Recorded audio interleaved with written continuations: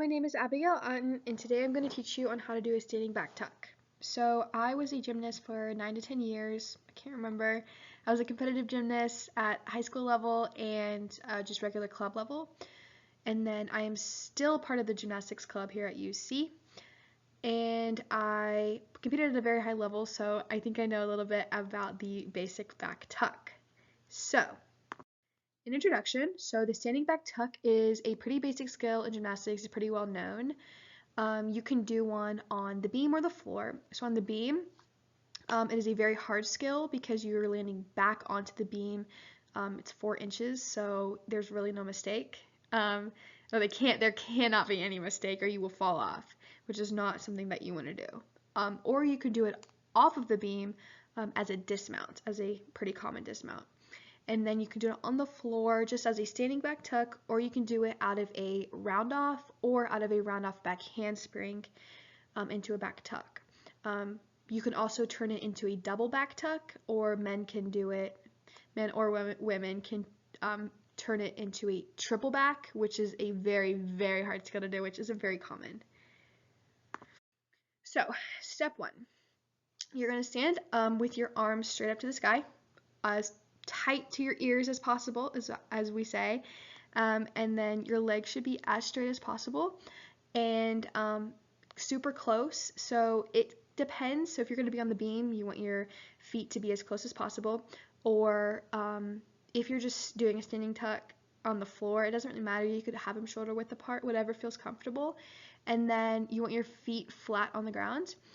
So for cheerleaders, they like to stand on their tiptoes, I think, because they find it easier to get a little extra height, but it doesn't really make a difference, but whatever's comfortable for you.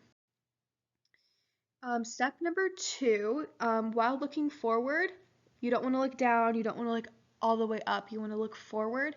You want to swing your arms back as far as possible so that you can get as much momentum to rotate faster, so you have time to rotate in the air.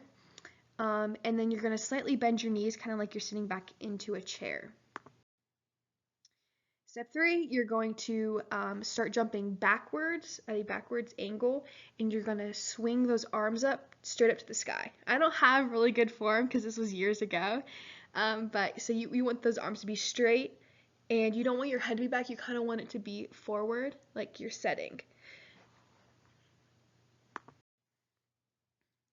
So step 4, so after you reach up as high as you can, you're going to pull down while tucking your legs. So pulling up like this and pulling is called setting.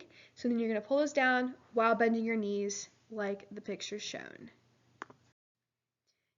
So while you're doing that, you're rotating around, and once you spot the ground and you feel that you are right where you need to be, you're going to start untucking, but you still want your knees be bent, because if you straighten your legs and you land with straight legs, you could have a potential hyperextension injury, which you don't want.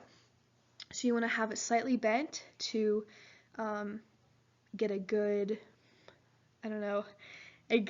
landing, and then you stick the landing, and your arms should be slightly forward. And then after you land, I have a terrible landing here. You should land with knees bent and arms like this.